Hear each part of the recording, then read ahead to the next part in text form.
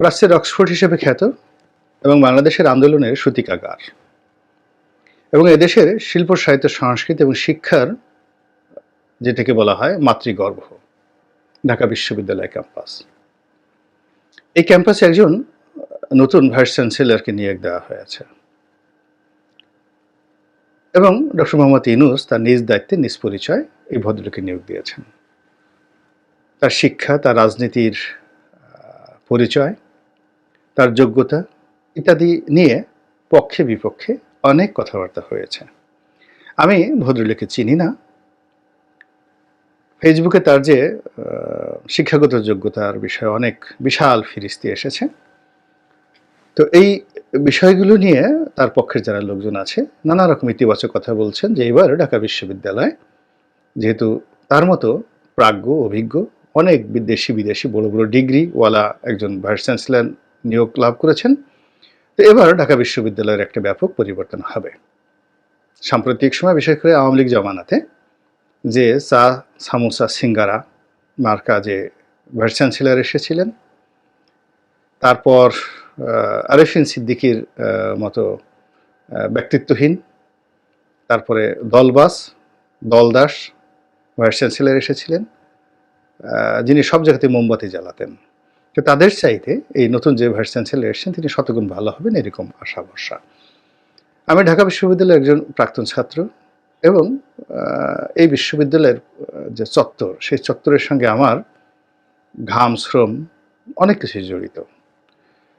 বিশ্ববিদ্যালয়কে আমি যতটুকু জানি এবং বুঝি শুধু এখানে নয় আরও অনেক জায়গাতে। আমি শুধু ঢাকা বিশ্ববিদ্যালয় ক্যাম্পাস নয় আরও অনেক বড় বড় বিশ্ববিদ্যালয়ের ক্যাম্পাসে গিয়েছি। অনেক জায়গাতে অনেক লাইব্রেরিতে পড়ার সুযোগ হয়েছে, অনেক জায়গাতে অধ্যয়ন করার সুযোগ হয়েছে। বিশ্বের সবচেয়ে যারা ট্যালেন্টেড লোক, যাদেরকে গ্লোবাল পার্সপেক্টিভে যাদেরকে বলা হয় যে তারা একটা বিশ্বমানের ইন্টেলেকচুয়াল, তাদের সঙ্গে এক টেবিলে বসে কথাবার্তা বলার সুযোগ হয়েছে। তো সেই অভিজ্ঞতা থেকে আমার কাছে মনে হয়েছে যে এই নিয়োগটি ভালো হয়নি। এটি এই আন্দোলনের যে আমাদের সফলতা সেই সফলতাকে কলুষিত করবে। আর এই যে নিপাট একজন ভদ্রলোক, তিনি একজন শিক্ষক, অতি উচ্চমার্গের শিক্ষক নিঃসন্দেহে, তো তার ক্যারিয়ারটি নষ্ট হয়ে যাবে এবং তিনি বিপদের মধ্যে পড়বেন, সমালোচনার মধ্যে পড়বেন যিনি নিয়োজিত হলেন। তারপর যিনি তাকে নিয়োগ দিয়েছেন ডক্টর মোহাম্মদ ইউনূস, এই নিয়োগের ফলে তিনিও বিপত্তির মধ্যে পড়বেন। কারণ কি?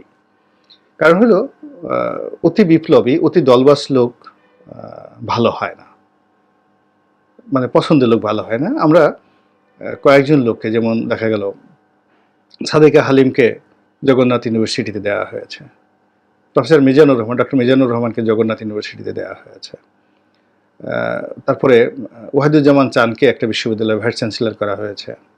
আর এখন এই যে কথা হচ্ছে যে 2 কোটি টাকা দাও ভাইস চ্যান্সেলর হও, দীপুমণিকে নিয়ে স্লোগান হচ্ছে। তো কাজেই ভাইস চ্যান্সেলরের যে পদ পদবিটি এটি সাম্প্রতিক সময় অবদমিত হতে হতে একেবারে এমন পর্যায়ে চলে গেছে যে ওই চেয়ারটিকে একেবারে দুধ দিয়ে জমজমের পানি দিয়ে পরিষ্কার না করা পর্যন্ত ওখানে আসলে আলোর বিস্ফোরণ ঘটবে না। তো সেক্ষেত্রে ঢাকা বিশ্ববিদ্যালয়ের প্রকৃতি এবং পরিবেশের বাইরে, আবহাওয়ার বাইরে তিনি পড়াশোনা করেছেন চট্টগ্রাম বিশ্ববিদ্যালয়ে, এরপরে অক্সফোর্ড ক্যামব্রিজেতে পড়াশোনা করেছেন এবং যারা লেখাপড়া কম জানেন তারা মনে করেন যে কেউ যদি ইয়েল ইউনিভার্সিটিতে পড়ে, হার্ভার্ডে পড়ে, আরে জয় তো হার্ভার্ডে পড়ে, হার্ভার্ড থেকে পাশ করেছে। আমাদের নসরুল হামিদ বিপু তিনিও হার্ভার্ড থেকে ডিগ্রি নিয়েছেন। তারপরে একজন মন্ত্রী, আমি নাম বলবো না, গিবত হয়ে যাবে, তিনিও হার্ভার্ড থেকে ডিগ্রি নিয়েছেন। তো তার পিএইচ ছিলেন। তো তিনি আমি জিজ্ঞাসা করলাম যে উনি হার্ভার্ডে কি পড়েছেন? কিছুই পড়েন না, হার্ভার্ডের একটা কোর্স আছে, $15,000 দিতে হয়, সেই $15,000 দিয়ে সেই কোর্সটা করেছে। আর ওই কোর্সের যত কোশ্চেন টোশ্চেন যা কিছু আছে সব আমি তৈরি করে দিয়েছি। তো সেই মন্ত্রী বলতেন যে সে হার্ভার্ডে পড়াশোনা করেছে। তো অক্সফোর্ডেও একই অবস্থা। অক্সফোর্ড, হার্ভার্ড, কেমব্রিজ থেকে শুরু করে বিশ্বের অন্য যে বিশ্ববিদ্যালয়গুলো আছে সেখানে অনেকগুলো কোটা আছে, অনেকগুলো বিষয়াদি আছে। আপনি পিএইচডির জন্য এক ধরনের কোটা, বিদেশিদের জন্য এক ধরনের quota, graduate, undergraduate, there are many things.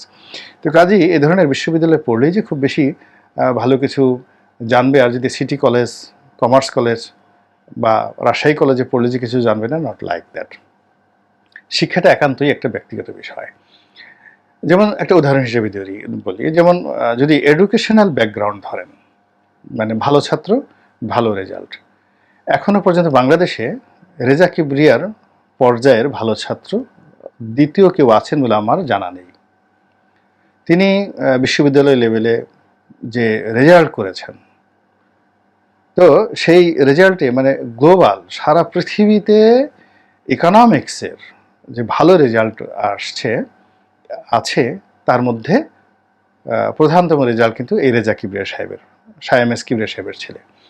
কিন্তু এই রেজা কিবরিয়া সাহেব যখন রাজনীতি করতে এলেন, গণ অধিকার পরিষদ করলেন, ভিপি নুরুল হক নুরু, তার সঙ্গে তিনি কিন্তু পারেননি। এবং ভিপি নুরুল হক নুরু একজন পাড়াগাঁয়ের একেবারে সাধারণ পরিবার থেকে বেড়ে ওঠা একজন রাজনৈতিক নেতা। তো তিনি যদি চাইতেন, করেছেন কিনা জানি না, তিনি দৈনিক 10 বার করে গাবতলীর হাটে নিয়ে রেজা কিবরিয়াকে বিক্রি করতে পারতেন, আবার ক্রয় করে নিয়ে আসতে পারতেন। তো কাজেই জ্ঞান থাকলে যে সব কিছু হয়, নট লাইক দ্যাট। এবং রেজা কিবরিয়া এই নুরুরদের সাথে না পেরে সে যে পুরো রাজনীতির থেকে কিভাবে অ্যাবান্ডেন্ট হয়ে গেল, এখন আপনি এটাকে মেধা কিভাবে বলবেন? তো শিক্ষকতা একটা জিনিস।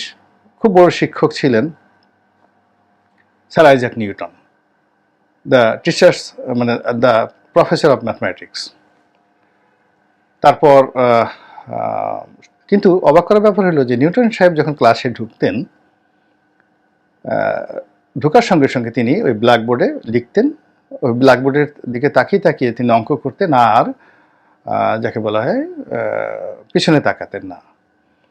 এরপরে পিছনে যারা ছিল তারা সবাই চলে যেত, একটা সিঙ্গেল ছাত্র থাকতো না। এবং তিনি কখনো টেরই পাননি যে তিনি যখন লেকচার দিচ্ছিলেন তার ক্লাসে একজন লোক নেই। পড়ে দেখেন, এই হলো অতি মেধাবীদের অবস্থা। বিশ্ববিদ্যালয়ের ভাইস চ্যান্সেলর যে পদটি, এই পদটি প্রশাসনিক পদ। স্বাধীনতার পরে অনেকেই এসেছেন, তো তার মধ্যে আমি যাদেরকে দেখেছি, প্রফেসর একা আজাদ চৌধুরী এবং এমাজউদ্দিন সাহেব, সর্বজন শ্রদ্ধেয়, যে দলেরই থাকুন না কেন। কিন্তু এর আগে অন্য ছিলেন, সাদেক হালিমের সাহেবের বাবা ছিলেন, প্রফেসর মান্নান ছিলেন, তারা অনেক বিখ্যাত। কিন্তু আমি এই দুজনকে আমি একেবারে কাছের থেকে দেখেছি। ঠিক এই ধরনের অ্যাডমিনিস্ট্রেটিভ পাওয়ার না থাকলে তিনি যত বড় ভালো শিক্ষকই হন না কেন, তিনি এরা কিন্তু খুব ভালো শিক্ষক ছিলেন ঢাকা বিশ্ববিদ্যালয়ে, তার সঙ্গে সঙ্গে তাদের সেই অ্যাডমিনিস্ট্রেটিভ পাওয়ার ছিল। তাদের সামনে অনেক শিক্ষক বসতে সাহস পেতেন না, ডিপার্টমেন্টের ডিন সাহস পেতেন না। তো সেই যোগ্যতাগুলো না থাকলে ঢাকা বিশ্ববিদ্যালয় চালানো সম্ভব নয়। দ্বিতীয়ত, ঢাকা বিশ্ববিদ্যালয়ের ভাইস চ্যান্সেলর হতে হলে তাকে একটা পলিটিক্যাল ব্যাকগ্রাউন্ড থাকতে হবে এবং তার একটা কানেক্টিভিটি থাকতে হবে, পলিটিক্যাল কানেক্টিভিটি থাকতে হবে, এবং that must be মাইটি and powerful. তো সেই দিক থেকে যিনি আসছেন তার যে পলিটিক্যাল কানেকশন, সেই কানেকশনের যদি পলিটিক্যাল কানেকশন, সেই কানেকশনে যদি ক্ষমতা না থাকে এবং লাইন না থাকে, তাহলে তার পক্ষে ওই পদে বসে সাস্টেন করা একেবারেই সম্ভব নয়। ফলে কি হচ্ছে, বিশ্ববিদ্যালয় খোলার সঙ্গে সঙ্গে ছাত্র সংগঠনগুলো যখন বিভিন্ন দাবি দেওয়া নিয়ে আসবে, শিক্ষকদের মধ্যে যে দলাদলি আছে, তার এই যে কয়েকটি বক্তব্য দেখেছি, আমার কাছে কোনো বক্তব্যতেই মনে হয়নি যে তার মধ্যে কোনো অ্যাডমিনিস্ট্রেটিভ যে ক্ষমতা এটা রয়েছে। পাবলিক বিশ্ববিদ্যালয়ের যে অ্যাডমিনিস্ট্রেটিভ পদগুলো, এগুলোর মধ্যে একটা লিডারশিপ কোয়ালিটি থাকে বেশিরভাগ লোকেরই। আর প্রাইভেট বিশ্ববিদ্যালয়ের ভাইস চ্যান্সেলর হোক বা প্রো ভাইস চ্যান্সেলর হোক, তারা ট্রাস্টি বোর্ড বা মালিকদের তাবেদারি করেই ওখানে থাকতে হয়। এই হলো সোজা পার্থক্য। তাহলে এখন তিনি যতই শিক্ষিত হন, সজ্জন হন, তাকে এই যে নিয়োগটা দেওয়া হলো, তিনি প্রথমে চলে গেছেন সেই রাজু ভাস্কর্যে ছাত্রদের সমর্থন দেওয়ার জন্য। তার কাছে মনে হয়েছে ছাত্রদের দয়া এবং করুণায় তিনি সেখানে আসছেন, কৃতজ্ঞতা প্রকাশ করতে সেখানে গিয়েছেন। এবং এ সকল সমন্বয়করা তার সামনে গেলে তিনি ভুলে যাবেন যে কে প্রভু, কে মালিক, আর কে তার কর্মচারী, কে শিক্ষক, কে ছাত্র, তিনি ভুলে যাবেন। এটাই আমার কাছে প্রথম দিনই মনে হয়েছে। ব্যক্তিত্ব একটা আলাদা জিনিস, নেতৃত্ব একটা আলাদা জিনিস, এটা আল্লাহ প্রদত্ত। তো এখন এই ভদ্রলোককে, অবশ্যই তিনি শিক্ষিত মার্জিত নসে, তিনি অক্সফোর্ডে পড়লেন কেন, ডক্টর মোহাম্মদ ইউনূস সেখানে দিয়েছেন। ভিন্ন মত পোষণ করা আমার অভ্যাস, এবং সেই ভিন্ন মত থেকে আমি এই কথাগুলো বললাম। আপনাদের যদি কারো ভালো না লাগে আমাকে ক্ষমা করবেন, সমালোচনা করবেন।